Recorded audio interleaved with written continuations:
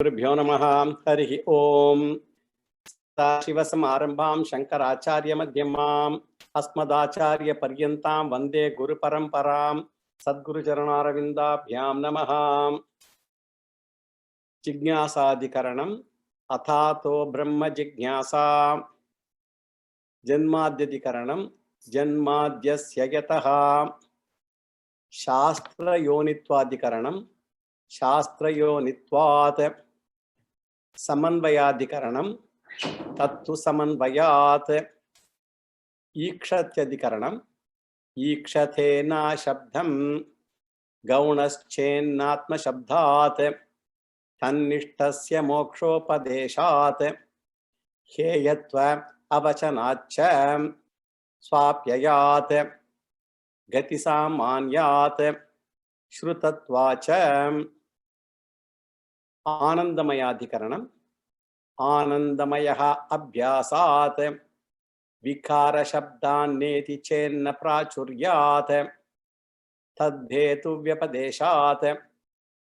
मात्रावर्णिकमेव च गीयते न इतर अनुपपत्तेः। भेदव्यपदेशाच्च कामाचन अनुमानापेक्षा।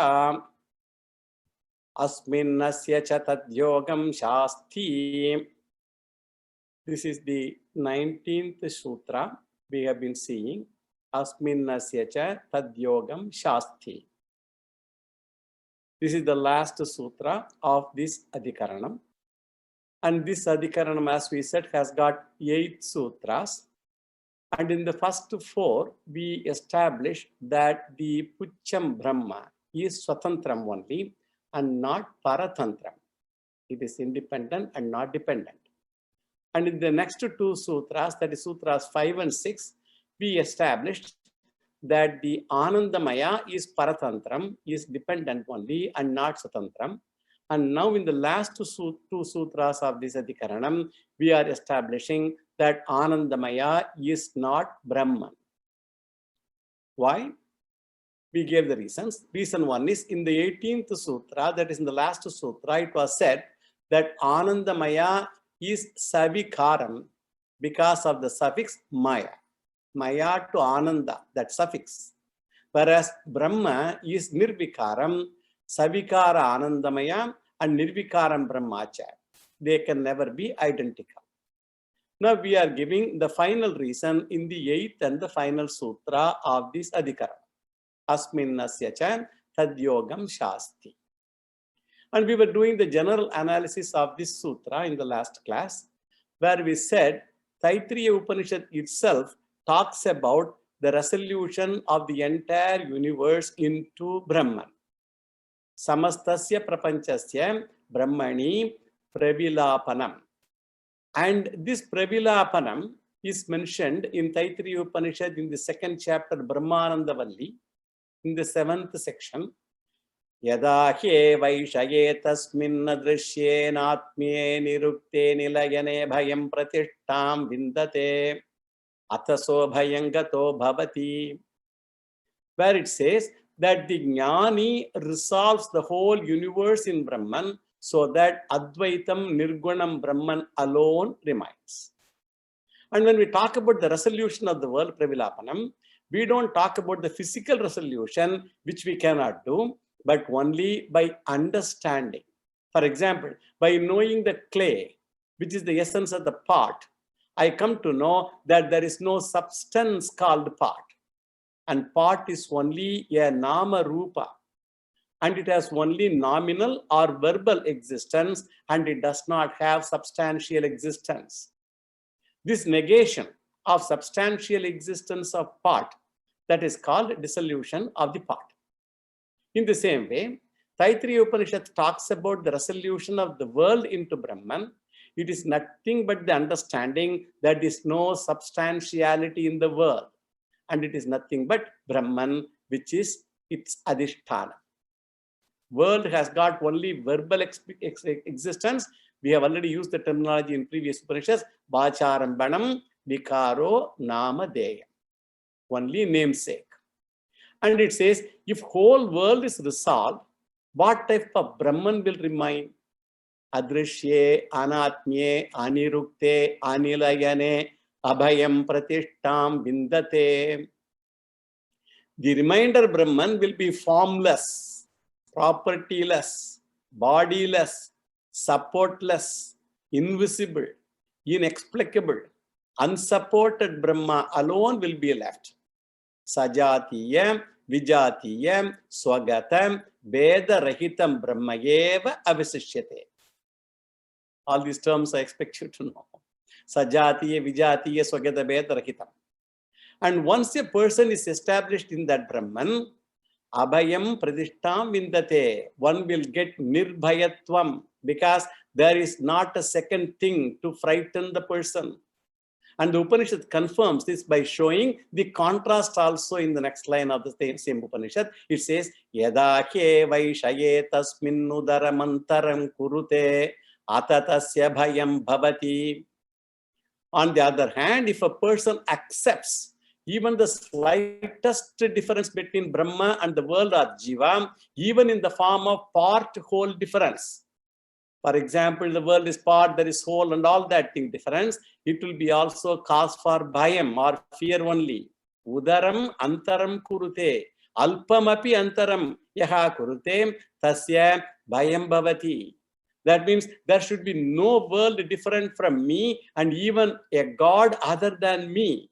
Only when I, the world, God, all three are resolved into one Nirvikalpam Brahma, then alone it is called moksha. This Triputi should converge. This is the discussion in the Taittiriya Upanishad, Brahmananda Valli. And the main statement to be remembered in this discussion is Sutra is Adrishye, Anatmya, Aniruktya, Anilayane, Abhayam Pratishtam Vindate. And when the Upanishad talks about the dissolution of the world, it talks about the dissolution of the 5 koshas also. Etam annamayam atmanam upasankramati. That means Annamaya kosha is dissolved. Etam pranamayam atmanam upasankramati. Pranamaya kosha dissolved. Etam manomayam atmanam upasankramati.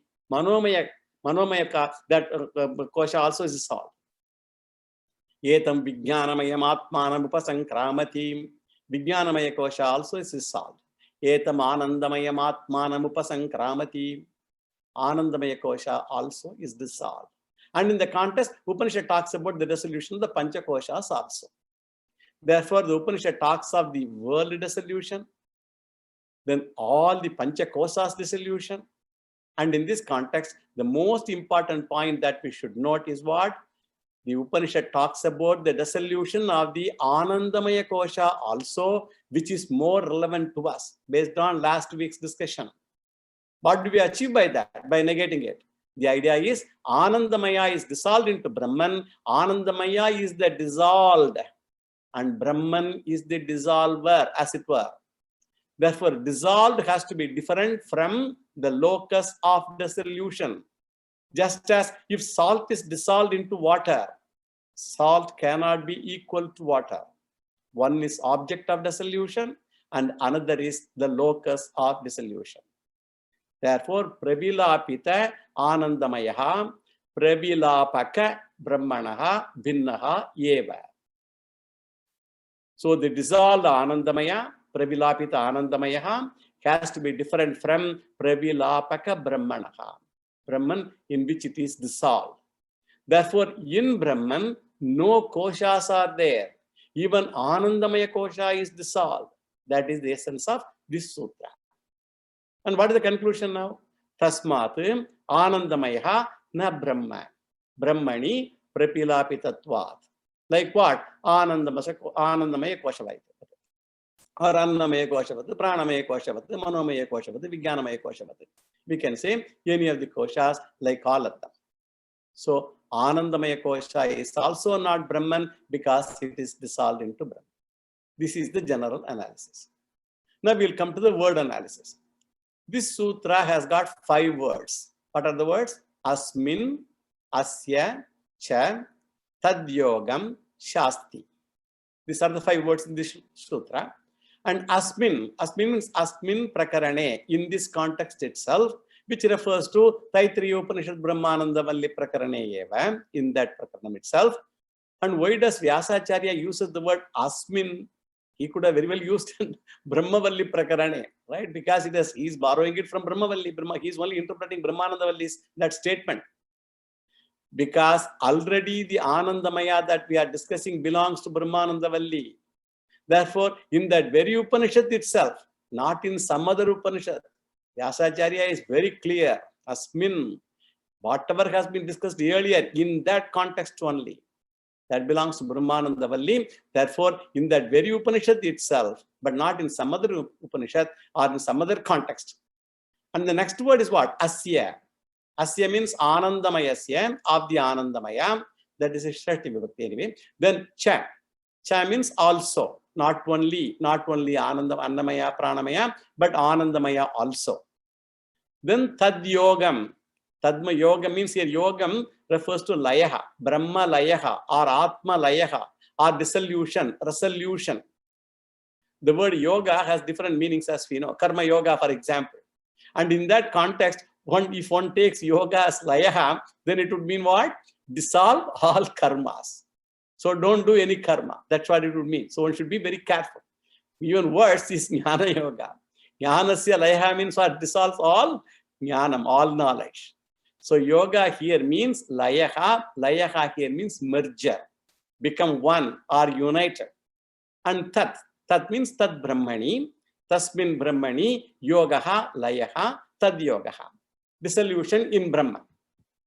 And Shasti. Shasti means teachers. Who is teaching?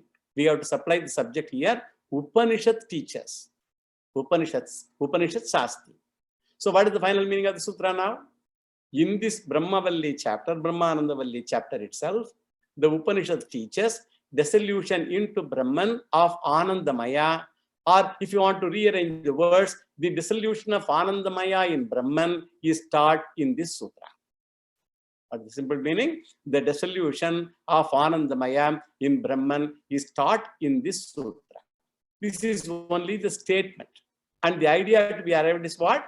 Since the Upanishad talks about the Anandamaya dissolution into Brahman, it is clear that Anandamaya and Brahman are different. Anandamaya Kosha and Brahman are different. Anandamaya is like sugar. That is different from the coffee in which it is dissolved. So with this, the last topic of this Adhikaranam is also over. Thus, in the Anandamaya Adhikaranam, 3 ideas are conveyed. What are those? Number 1, Brahman is Pradhanam and Anandamaya is Apradhanam. Anandamaya is not Brahman. Then 2, Brahman is primary and Anandamaya is secondary. And 3, primary Brahman is not identical with the secondary Anandamaya. That is the essence of the sutra. Now we'll make a conclusion of this entire Adhikaranam, the full Adhikaranam, Anandamaya Adhikaranam. In this Adhikaranam also, the topic is only Brahman, which started in the first sutra, Atato Brahma Jigyasa Brahma Sutram. Brahman is to be known. Then Brahman is Jagat Karanam. Then Brahman is known through the Shastram, Shastra Yonitvat. Then in all the later Adhikaranams, the aim of Vyasacharya is to show that Brahman alone is the central theme of the Upanishad. He has to prove this because the Upanishad chooses different terminologies in different contexts, and therefore it will create doubts. So in the 5th Adhikaranam, Upanishad did not use the word Brahman in the Chandogya Upanishad 6th chapter context. It used the word Sat. We went through a lot of discussion at that. And therefore, we had a doubt whether Brahman is the central theme or Sat is the central theme. Therefore, Vyasacharya had to clarify that Sat is nothing but Brahman. Therefore, the central theme is Brahman only. The only mischief the Upanishad does is what? The Upanishad did not use the word Brahman, but says Sadeva Somya Idamagra Asit. Therefore, in the 5th Adhikaranam, Sat was established as Brahman. And in the 6th Adhikaranam, Anandamaya Adhikaranam also, Upanishad uses the word Brahman, but it says Brahman is the tail of Anandamaya. And therefore, there is room for confusion again. That is, if it is said to be a tail, it is not at all important. And therefore, Brahman seems to be secondary, being Pucham, the tail. And in the Anandamaya discussion, it was established that Brahman is primary. Tattu Samanvayat, fourth sutram. And if Brahman is primary, why should the Upanishad use the word Pucham? It was pointed out that the word Pucham does not have the meaning of tail, but Pucham means support, Sarva Adharam, Vishwadharam. And why such a meaning? Because the tail of a bird is very important to support it to fly, even the tail of a plane. So also, Brahman is the support, but it is only an example and should not be extended literally. Whenever Upanishad or Shastras use example, it is relevant only in that context. One should not extend it further. Like, for example, calling a person the pillar of an organization. He is not a pillar, Jada Vastu carrying an organization. Brahman is tail, and tail supports, and Brahman supports. Therefore, Adharatva Rupa Guna Samanyat Pucham is equal to Adharam Brahman. Once we understand that Brahman is Sarva Adharam, then it will become a primary theme of the Upanishad and not a secondary theme. So this is the discussion Vyasacharya wants to bring about. Finally, we will put the whole Adhikaranam in a technical format now, because we know there are definitions for an Adhikaranam. It has to fulfill so many factors, as we have done in the previous Adhikaranams also. So what is the technical format? We have to fit every Adhikaranam into 5 factors. What are those? Vishayo Vishayaschaiva Purvapakshastatottaram Sangadishcheti Panchangam Shastredhikaranam Sprutam Vishayaha. Actually, this shloka we will keep quoting in every Adhikaranam, so that we will become very familiar with the factors necessary for an Adhikaranam to fulfill the name Adhikaranam. First one is Vishayaha, the subject matter. Here the subject matter is Pucham Brahma, occurring in the Taittiriya Upanishad, Brahmananda Valli. Tasya priyame vashiraha, modo dakshina pakshaha, pramoda uttara pakshaha, ananda atma, Brahma Pucham Pratishta. That Pucham, Brahma Pucham. That Pucham Brahma of Taittiriya Upanishad, Brahmananda Valli is the subject matter of this Adhikarana. And second is Samshayaha. In the shloka, we said it is Vishayaha, the doubt. The doubt is whether Pucham Brahman is Swatantram, Swapradhanam, primary, independent, or Paratandram, or Apradhanam, or dependent, secondary.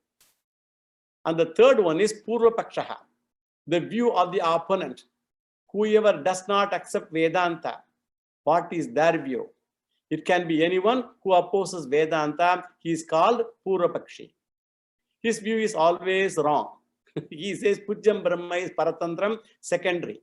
Kasmat Puchatvat. Because Go Puchavate, the tail of a cow. So he narrates like that, and so it says secondary only. This is the third factor, the subjection by the Purvapakshi. Then fourth is Siddhanta, Uttara, the conclusion of Vedanta. That is what? Pucham Brahman is Swatantram, Sarva Adharatvat, Vetirekena Annamayavate. Unlike Annamaya, Pranamaya, and all that, Pucham Brahma is Sarva Adharam, not a tail. It is the support of everything. So, in 4 statements, we crystallize our analysis. So, to be precise, Pucham Brahman is the topic, and our view, it is primary. So, Purvapakshi says it is secondary, and we take our view because we understand Pucham as Adharam, Brahma is Pradhanam. Therefore, Sankshepam, Vistarabhyam, Jnanam. It's knowledge. Knowledge is only when one can present an idea elaborately as well as succinctly. Each sutra is establishing everything in a succinct manner, but the explanations are very elaborate. And the 5th step then is Sangatihi. We have seen in the previous Adhikaranams the Sangati. The Sangati step is purely a technical step in which we have to prove why this sutra comes in Brahma Sutra, why it occurs in the first chapter of Brahma Sutra, then in the first sutra also in the first pada of Brahma Sutra, first quarter. All those things have to be discussed, and why it occurs also in the Ikshati Adhikaranam or Anandamaya Adhikaranam. They are the analysis. Therefore, one has to justify the existence and the position of the Adhikaranam. It is Sangati. And that being very technical, we will skip Sangati in every Adhikaranam hereafter.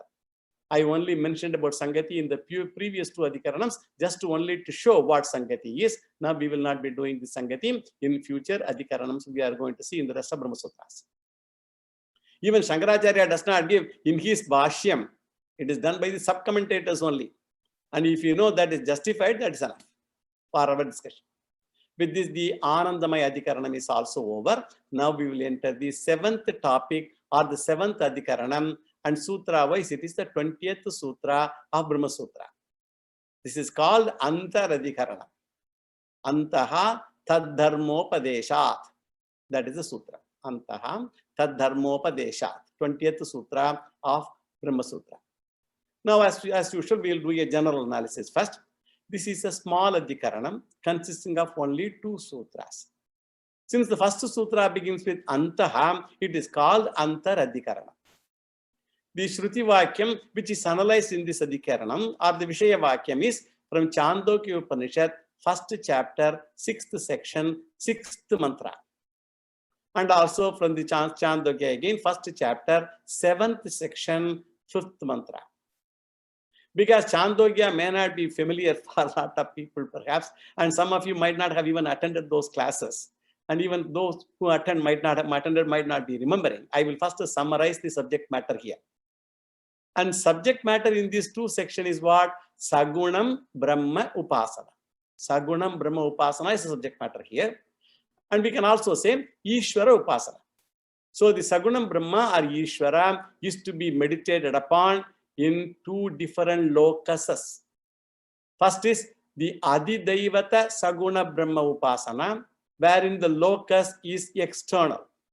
And the second one is Adhyatma Saguna Brahma Upasana, where the locus is internal in the body.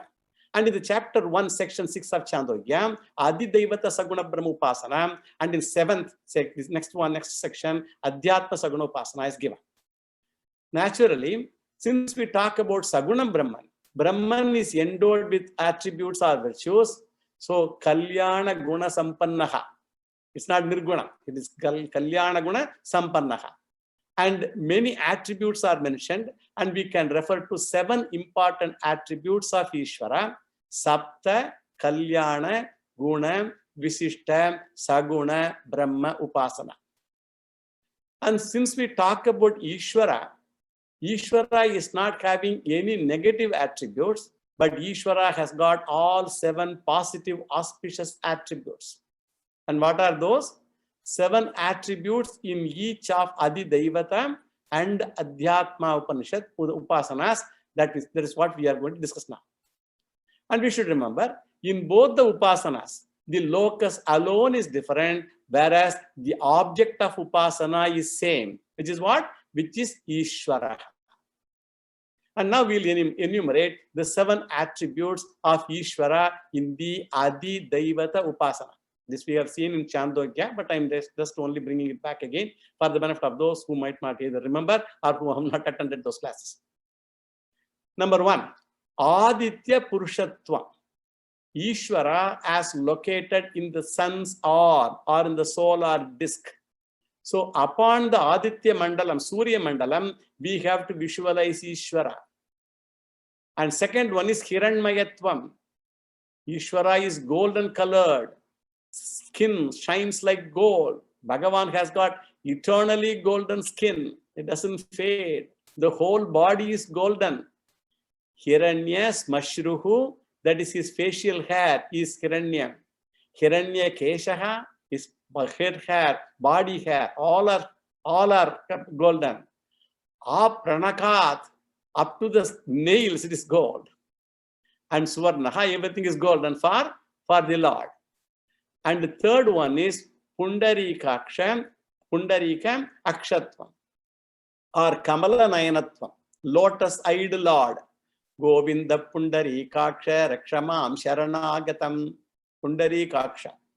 In the Bhagavad Gita Dhyana Shloka also, Namostu te vyasa vishala buddhehe pulla aravindayata patra netra. The petal of the fully flowered lotus flower, is large and long and sharp. And Ishvara has got the eyes like the lotus flower, long eyes up to the ears. Rakta ambojaha, red lotus also, that is, like the petals of red lotus, shining eye. And fourth factor is Urdhva Loka Kama Ishwaratvam. Ishvara is the Lord of the higher lokas, Urdhva Lokas. Bhuvar Loka, we are in Bhuloka, then Bhuvar Loka, Suvar Loka, Mahar Loka, Jano Loka, Tapo Loka, Satya Loka, all of them. And Kamaha means the sense objects or sense pleasures in all those lokas. Ishvaraka, who is the Lord, controller of the higher lokas and the objects there and all the sense pleasures. Not only he rules the higher lokas, whoever wants those pleasures, the Lord can give those pleasures. That is why he is called Kameshwaraha. That is one of the names of the Lord, Kameshwaraha. He can give pleasures by mere sankalpa matrena. Sarvam kaman dadati. Sarvan kaman dadati. All kamas he can fulfill. And the fifth factor is Sarva Papa Rahitatvam. He is free from all papas. Chandogya Upanishad gives a special name for that. Tasya Ud iti nama. Ud means beyond all the papams. And the sixth factor is Sarvatmakatvam. The Lord alone is the form of everything. He is Vishwarupaha, Virat Rupaha. The Upanishad says, Tasya Richa Samacha Geshnav. Geshnaha means the Vedas are the limbs of the Lord. In short, the whole creation, Shabda, Artha, Vak Prapanchaha, are the limbs of the Lord. As said in the Vishnu Sahasranamam, Bhupadav Yasya Nabihi Viyata Suranilas Chandra Surya Ucha Netre. Everything is the Lord. So Sarvatmakatvam, and the seventh virtue is Sarva Vibhudimatvam. All the glories of creation belong to the Lord only.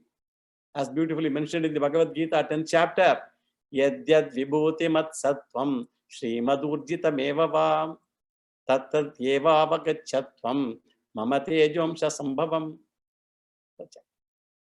And whatever glory is seen anywhere in creation, they are all my glory only. And in Mundaka Upanishad also, Yes Sarvajnaha Sarvavit Yasyaisha Mahima Bhuvi Divye Brahmapure Heshaha Yoman Yatma Pratishtitaha. Wherever glory is there, that glory belongs to the Lord only. In the Upanishad, it is given in a particular way that suppose there is a poor musician, Durudanya, we saw that. There is a poor musician who sings the glory of a king. He is a veena player also. To get some gifts from the king, if he sings, Tadye Veenam Veenayam Gayanti, the Upanishad says, he does not sing the glory of the king, but through the king, he sings the glory of the Lord only. Therefore, Rajastuti also, Ishvara Stuti eva. Not only that, when the king gives him gifts, money, whatever it is, the money also doesn't come from the king, it comes from the Lord only through the king.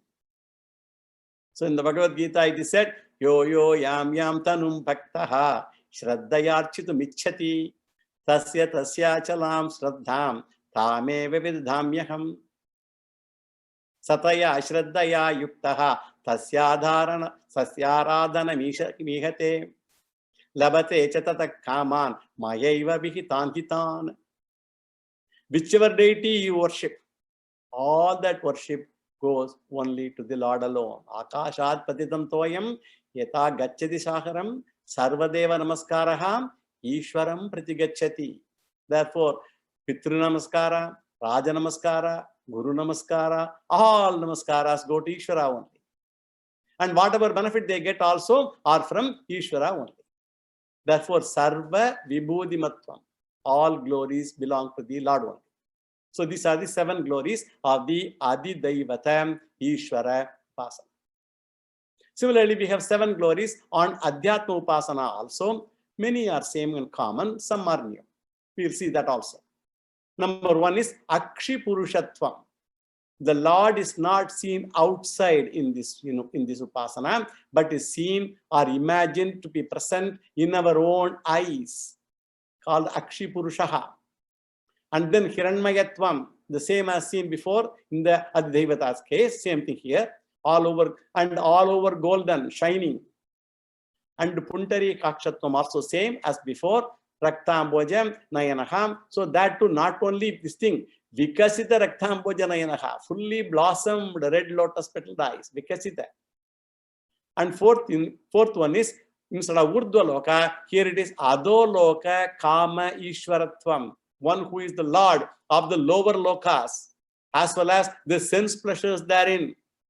Here the percentage of pain may be more, but the percentage of pleasure will become less and less compared to Urdhva-loka, but still it is also the law.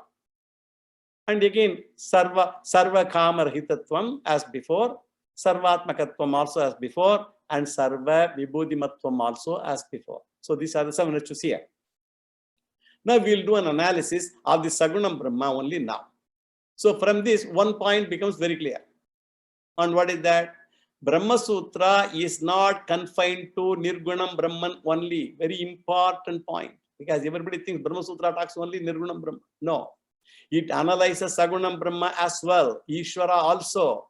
And therefore, Atato Brahma Jignasa means Atataha Nirguna Brahma Jignasa cha, Atataha Saguna Brahma Jignasa cha. Both Brahmans, the Sagunam Brahman and Nirgunam Brahman are included.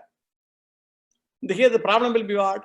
Often the word Brahman is used without saying whether it is Nirgunam Brahma or Sagunam Brahma. Therefore, it is our job to find out that in what is the context. So those who read Brahma Sutra Bhashyam must be very alert. The word Brahman is used for Sagunam Brahman and also Nirgunam Brahman. That means the word Brahman is used for Ishvara also. Whereas we are used to only one way of thinking, that is Brahma means Nirguna. Ishvara is Saguna. But when we read Brahma Sutra and Bhashyam, we should get out of this orientation, because this is a mental makeup of most of the people. Nirgunam Brahman is generally referred to as Nyayam Brahma, and Sagunam Brahma as Upasyam Brahma. So in Ikshati, the 5th Adhikaranam, and also in the Anandamaya Adhikaranam, 6th Adhikaranam, we had Nyayam Brahma. In Antaradhikaranam, the 7th one, we have Upasyam Brahma, Saguna Brahma or Ishvara. Now the question is, what is the controversy here? So we should discuss the topic, and we should know why this debate is taken up at all. The controversy is because the Upanishad does not use the word Brahma in this section, or the word Sagunam or Nirgunam Brahman is also not used. On the other hand, the Upanishad uses the word Purushaha, Purushaha only. In Adidevata Upasana, the word is, you use this word, Aditya Anta Purushaha. And in Adhyatma Upasana, the word used is Akshi Anta Purushaha. So if the word Brahman is used, there will be no confusion or controversy. Okay, what is wrong then? The problem is, the word Purushaha can also refer to Jivaha also, and for Sagunam Brahman or Ishvaraha also. Therefore, the controversy is whether Purushaha refers to Ishvaraha or Jivaha. And our conclusion is Purusha Shabda refers to only Lord, Ishvara alone, who is the object of meditation. No Jiva can become an object of meditation. Therefore, the topic is Anta Purushaha, Jivaha va, Ishvaraha va. Ishvara or Jiva is the question, and our conclusion is Anta Purushaha is Ishvara only. We should take both Aditya Anta Purushaha and Akshi Anta Purushaha as well, and not any Jiva. And what is the logic? Tad Dharma Upadeshat, the sutra says. Because all the virtues mentioned so far just now, all the virtues that we have just now spoken about in this section belong to whom? Belong to Ishvara only. Jiva doesn't have any of them. Therefore, what is the Anumanam now? Anta Purushaha is the Pakshaha. Purushaha understood. And Anta Purushaha Ishvaraha, the Lord alone. Why? Tad Dharma Upadeshat. Ishvara Guna Kathanateva. This is the general analysis of the Sutra. Now we'll go to the word analysis. This sutra consists of how many words? 2 words. One is antaha, and the second word is taddharmopadeshat, a compound word. Now let us take the first word, antaha. Antaha means aditya akshi antaha purushaha. Literally the word antaha means inside one. So from the context we should know the one who is in the Surya Mandala and the one who is in the akshi, in the eyes. Therefore antaha is equal to aditya akshi antaha purushaha. Aditya and akshi. Aditya anta purushaha and akshi anta purushaha. Which is mentioned actually in the 6th mantra of the 6th section of Chandogya. That is called Antaraditye Purushaha. Ata yade vaitat adityasya shuklambhaha saiva satayan neelam paraha krishnam tadamastat samata ya yeshontaraditye hiranmaya purushaha drishyate hiranyasmashruhu hiranyakeshaha apranasva sarvayeva suvarnaha. And in 1.7, 7th section, 5th mantra also, I just now mentioned those 2 mantras earlier. Ataya yeshontarakshini purushaha. This is the previous one was aditya purushaha, the akshini purushaha.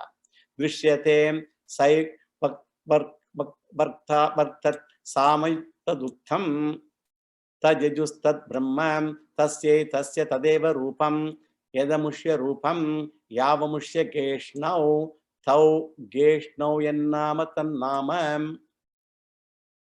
So both these mantras, the very same Lord is referred to as yeshaham antarakshini purushaha. So these 2 purushas are referred to in the sutra as antaha. Now we have to supply one word, that is Ishvaraha. Saguna Brahma, and it is na jivaha, it is not jivaha. And the next word is tad dharmopadeshat. Tad means tad refers to Ishvaraha. Dharma refers to all these virtues that we just now talked about. So the divine virtues or attributes upadeshat are mentioned in this Upanishad. Now what are the divine attributes mentioned here, which are applicable to Ishvara only and not to Jiva? That we have to see. Now we have to take the last 3 attributes first. Among the 7 that we just mentioned, we will take the last 3. Sarva papa rahitatvam. Now Vyasacharya asks, freedom from all sins is attributable to Jiva or Ishvara. Jiva is in fact embodiment of all papas. How he can become papa rahitaha?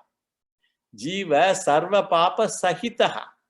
Ishvaraha eva utnama sarva papa rahitaha, as mentioned in the Upanishad. Therefore, Aditya Purushaha, Akshi Purushaha both refer to Ishvaraha only and not Jiva. Then the question is, word Akshi Purushaha may refer to ordinary Jiva who may have got lot of sins. But an exalted Jiva may be referred to as Aditya Devata, the status gained by extraordinary Punya Karma. Again, we should note in our Shastras, all the Devatas come under Jiva only. These are all things, important revelations in the Upanishads, in the Sutras. All Devas come under Jivas only. Indra Devata, Varuna Devata, Agni Devata, all those Devatas. They are all Jivas only, belonging to a higher category.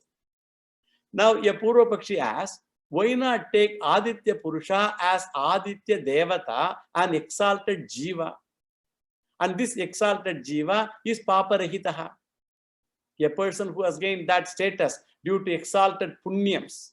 He is no more born as an ordinary human being, but born as an exalted Aditya Devata, who has a status of presiding deity also. Presiding deity of what? Chakrusa Suryaha, Padyai, sight, Rasanaya, Varunaha, Tatubodha.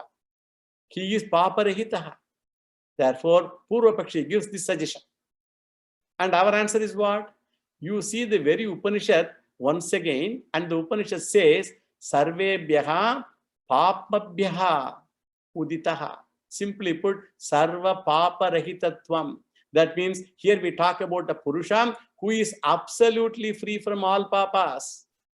Whereas Aditya Purusha may be an exalted Jiva and more Punyavan than ordinary Manushya.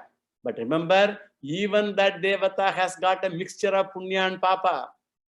That is why he is only a devata. He has got birth, he has got death, he has got dukkham, he has got sukham, he has got papa, all of them. Because however much the punyam is, papam does not become absent, but becomes less and less. And even for Hiranyagarbha, who has got the highest status, even he may have 99% punyam, but has got maybe 1% papam or less. If he is fully free of papa, he would have been a liberated soul. But Hiranyagarbha also is subject to birth and death. We know Brahmaji's age is so big, but still it is finite. Therefore, Aditya Devata is only an exalted Jivaha. And only Ishvaraha, other than Aditya Devata, is free from all the papas. We are making subtle difference here. Aditya Purushaha is different from Aditya Surya Mandale Vartamana Ishvaraha. The Ishvara present in the Surya Mandala. And what is the difference between Aditya Devata and Aditya Ishvara? Aditya Devata is only a Devata, exalted Jiva, who has attained that status because of Punya. Whereas Ishvara is not a Jiva at all. What is the reason? Sarva Papam Rahitatvam, that virtue is possible only for Ishvara and not for anyone else, even if they are Devatas. And what is the other virtue unique to Ishvara now? Sarvatmakaha, one who is in the form of the whole creation. And this virtue can belong to Ishvara only, as Ishvara is Jagat Karanam. And therefore, Jagat Karana Rupa Ishvaraha eva Sarva Jiva Rupena, Sarva Devata Rupena, Sarva Jagat Rupena cha Ishvaraha eva vartate. No Jiva can claim Sarvatmakatvam. Even Aditya Devata cannot be Vayu Devata. Vayu cannot be Agni Devata. The very fact that pujas are different, their vahanas are different, that shows for each of those devatas, they are not equal. And who is Ishvara? Ishvara is Aditya Rupena, Vayu Rupena, Sarvatmakaha bhavati, in all rupas. And third is Sarva Vibhutimatvam. All vibhutis, all glories go to Ishvara only. No devata can claim all the vibhutis. They have their vibhutis individually. Even jivas have limited vibhuti also, but no jiva or devata have got all the mahimas or the glories of Ishvara. It is a symbol or clue to show that my very living is because of his glory only. And Ishvara Mahima alone makes me live and enjoy life. As Lord Krishna said, Ishvara Sarva Bhutanam Kriddeshe Arjuna Tishtati Brahmayan Sarva Bhutani Yantra Rudhani Mayaya. My living, very living, is Ishvara's Mahima only.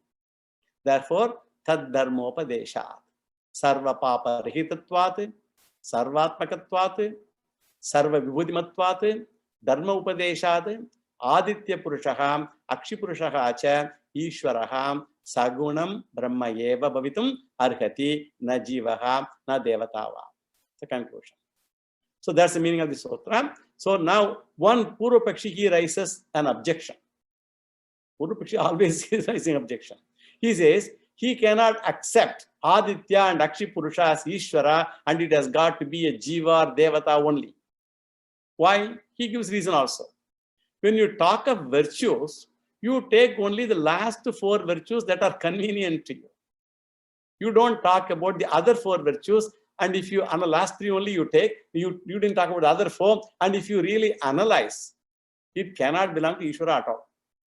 Number 1, Aditya Purushatvam or Akshi Purushatvam, the first one we said.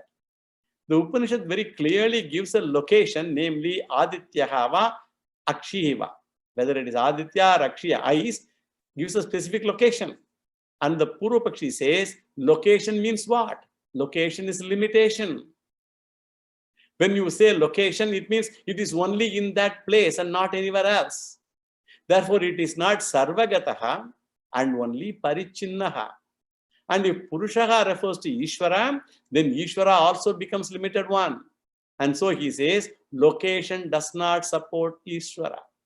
It only supports Jivaha alone because he goes to higher lokas also. He travels.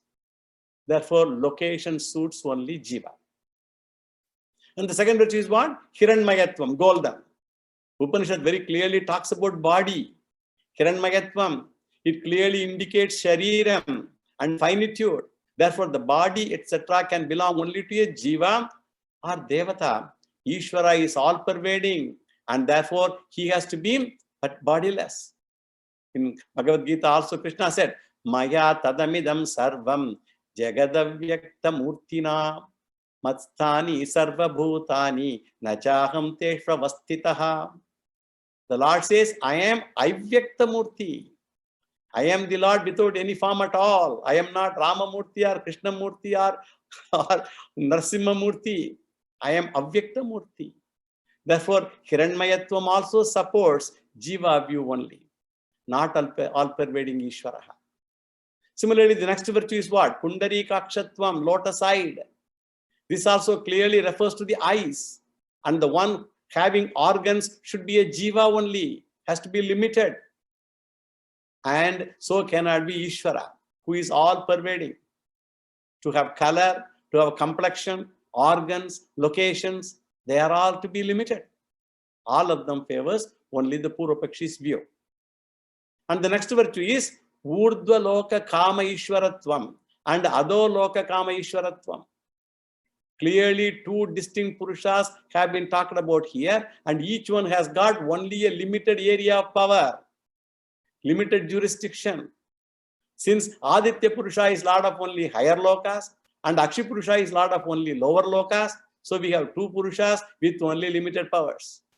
Whereas Ishvara is Sarva Loka Kama Ishvara and is omnipotent, and therefore also cannot refer to Ishvara. Therefore, limited power also indicates Jiva or Devata only and not Ishvara.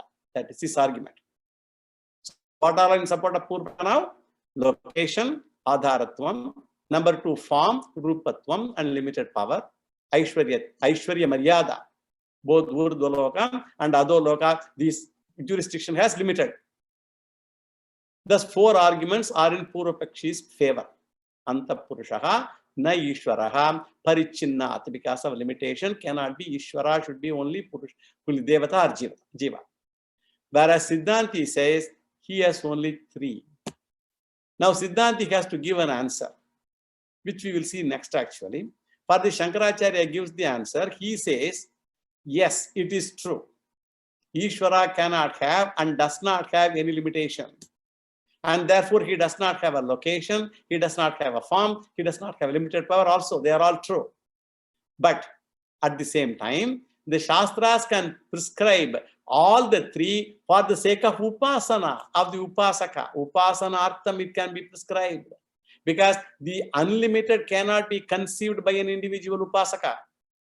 And for the sake of Upasana, Shastra can prescribe varieties of colors, location, form and all that. Therefore, the first answer is what? Upasanartham sarvam natum vastavikam. Not reality, but upasanartham. They are not factual and are prescribed for upasana only. And the second answer he gives is, even though Ishvara does not have particular location, form and all that, because of Maya power of Maya, Ishvara can assume a particular form, a particular color.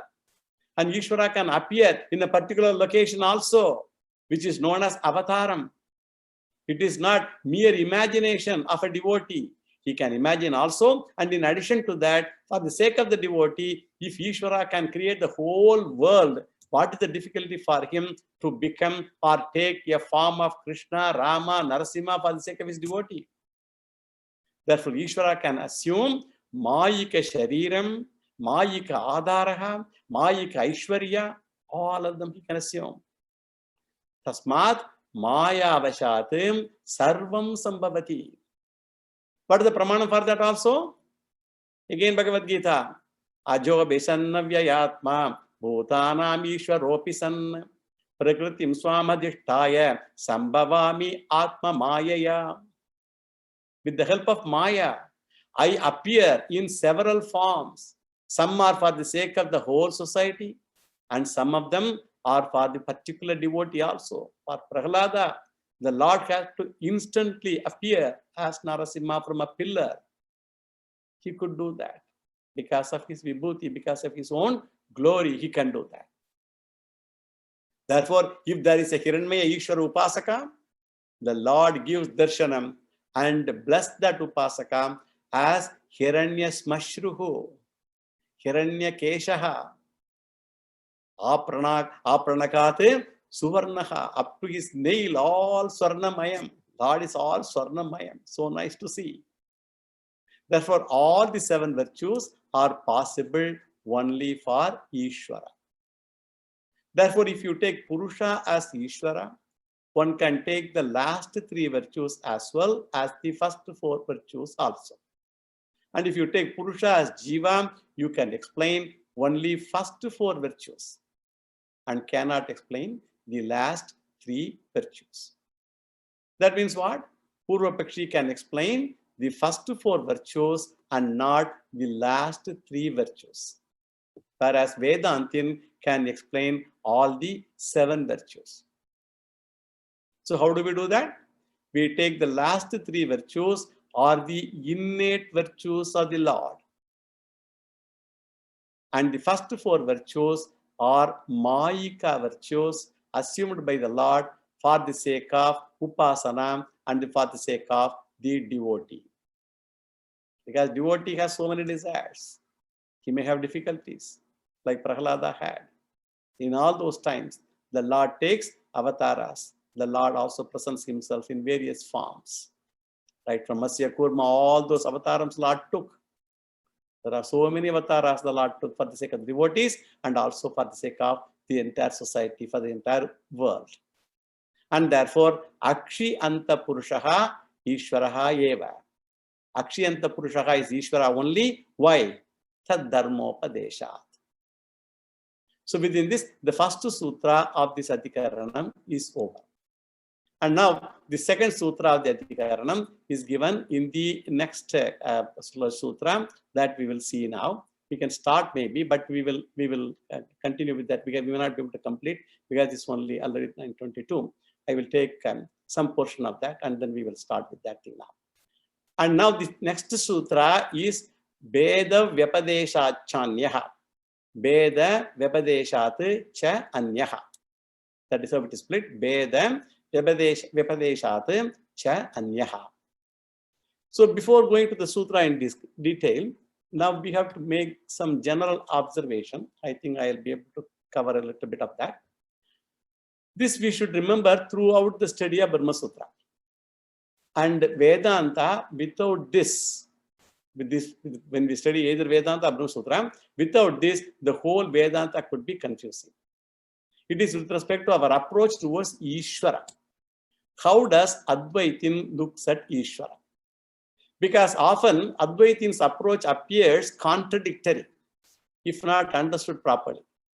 Our approach is from Paramarthika Drishti and the other one approach is from the Paramarthika Drishti and the other one is Vyavaharika Drishti. One is the absolute standpoint and the other one is empirical standpoint. And from absolute standpoint, we say other than Nirgunam Brahman, everything else is Mithya. That means Jiva, Jagat and even Ishvara is Mithya. Because Ishvara is Mithya Jiva Jagat Karanabhutaha. Because the Jiva Jagat Karanabhutam is what? Mithya Ishvara. Therefore, when the topic is absolute, Advaitins negate Ishvara also. Ishvara Nisheda along with Jiva and Jagat. Upashanta Jagat Jiva Sishya Acharya Ishvaraha Brahmam. In Advaita Makaranda, a great poet called Lakshmidhara Kavi. He writes so nicely. Upashanta Jagat Jiva Sishya Acharya Ishvaraha Brahmam Swata Siddham Anadi Antam Paripurna Mahammaha. Upashanta Jagat Jiva Sishya Acharya Ishvaraha Brahmam. There are 5 Brahmas. Confusions or delusions. What are the 5? Jagat, Jiva, Shishya, Acharya, Ishvara. All are Brahmas. All the 5 are Mithyas, he says. So, from the Paramarthika Drishti, these 5 are negated. Not only that, from the standpoint of Paramarthika Swarupa, Advaita also establishes Jiva Ishvara Aikyam. Both are Atma or Brahman. So these are all the 2 points. So one is Aikyam and all others are Mithya. But the very Advaitin, when he comes to Vyabhakarika Drishti, he is very much particular to establish an Ishvara. That means from Vyabhakarika Drishtya, there is Jiva, there is Jagat, and there is Ishvara also. Therefore, there are 3 Tattvams. And among them, Ishvara is Karana Tattvam, and Jiva and Jagat are Karya Tattvam. And because of these 3 principles, he also establishes that each one is different from the other. Jiva is different from Jagat and Ishvara. Ishvara is different from Jiva and Jagat. That means Advaitin very vehemently argues Jiva Ishvara Bheda from Vyabhakarika Drishti. From the practical point of view, he says Jiva and Ishvara are different. Therefore, from Vyabhakarika angle, he is particular about 2 things, namely Ishvara Astitvam and Ishvarasya Jiva Bhinnatvam, both. And from Paramarthika angle, difference. From Paramarthika angle, what he says, Ishvara Nastitvam cha, Ishvara Jiva Aikyam cha. From the Paramarthika Drishti, there is no Ishvara also, there is no Jiva Ishvara Aikyam also. And in Brahma Sutra, we get both of them in equal numbers. Both Vyavaharika and Paramarthika angles are discussed. Therefore, in every Adhikarana, every topic, we should be very careful to note that what is exactly meant in each place. Otherwise, the very relevance one cannot understand. For example, in this present Adhikarana, here Purusha is the topic that is discussed. We want to find out whether Purusha refers to Jiva or Ishvara. And one may wonder, why should we analyze this at all? After all, in Vedanta, what do we establish? Jiva Ishvara Aikyam. Right? When Jiva and Ishvara are identical in Vedanta, how can we raise such a question? Because Jiva Ishvara Yohom, Aikyat, this controversy should not be there at all. One can see relevance of this Adhikaranam only if one understands that this Adhikaranam is from Vyavaharika Drishti and not Paramarthika Drishti. And therefore, in this Adhikaranam, Jiva and Ishvara are not identical at Vyavaharika level. Therefore, we have a controversy. Several such occasions we come across in Brahma Sutra. That is because often the Purva Pakshi happens to be a Sankhya who negates Ishvara. If Sankhya negates from Paramarthika Drishti, we will appreciate him. Because we also negate from Paramarthika Drishti. The problem is, Sankhya negates Ishvara from Vyavaharika angle also. Actually, he doesn't even take a Paramarthika angle. That means Sankhya accepts Jiva, Jagat, but not Jiva, Jagat, Karanabhuta, Vyavaharika, Ishvara, he does not accept. Therefore, when we argue with him, our problem is not Paramarthika Drishti, but from Vyavaharika Drishti. Our main difference is what? Vedantin says Vyavaharika Drishti Ishvara is there. And they negate Vyavaharika Ishvara. Therefore, Sankhya is atheist and we are theists. Therefore, when we negate Sankhya philosophy, we are at Vyavaharika level. And then Ishvara is existent. And Ishvara is different from Jiva. Therefore, in this context, what is the meaning of Purusha? Purusha is Ishvara, who is totally different from Jiva, because Ishvara is Sarva Papa Rahitaha and Jiva is Sarva Papa Sahitaha. Ishvara is Sarvatmakaha, Jiva is Alpatmakaha. Ishvara is Sarva Vibhutiman and Jiva is Alpa Vibhutiman or Avibhutiman. Therefore, Ishvara is different from Jiva. And this particular sutra, second sutra that I just now introduced, Ishvara is very much different from Jiva. And we will quote Shruti Pramanam itself, which says, Tat Tvam Asi. From this, we get a corollary also. Since we are going to accept Vyavaharika Ishvara, our attitude to Ishvara also should not be casual, which may very well happen to a Vedantic student. This is very common confusions. Many Vedantic students can have it. It cannot be a casual approach because all the time, consistently, we negate Ishvara from Paramarthika angle, saying it is Mithya. then we should dwell on that word mithya and ask the question, what is the meaning of the word mithya? Because the word mithya also has got two meanings, namely, one is called pratibhasika mithya, another is called vyavaharika mithya. Pratibhasika mithya means imagination, like dream or mental projection, and vyavaharika mithya means it is as real as the world, it is not a mental projection or imagination. Ishvara has as much reality as the whole world has, unlike dream. So, and remember this, take any object of the world which is dearest to you and think being a situation or a event, whatever it is, and imagine the person loses that thing and you replace that thing with Ishvara and attach so much importance to that object. One may even say, after learning Vedanta, I can brush aside my close relations also. And if you ask the question to him, whether you are ready to lose your knowledge, because with that knowledge only you came to this particular attitude now. So are you willing to give up your knowledge also, lose your knowledge? Then one will say, I am ready to lose anything except this knowledge. But from Brahma Drishti, knowledge is also mithya, because it is enjoyed by the mind. And when the mind is mithya, how the knowledge can be real? As you expect mithya knowledge, so much respect we give to that. We should give to Ishvara also. So this is a topic which can be of some interest to us. So we will take it up in the next class, that is tomorrow. Yo vedadav swara prokto vedante cha pratishtitah tasya prakritileenasya paras samaheshwaraha purnamada purnamidam purnat purnamudachyate purnasya purnamadaya purnameva vasishyate. Om Shanti Shanti.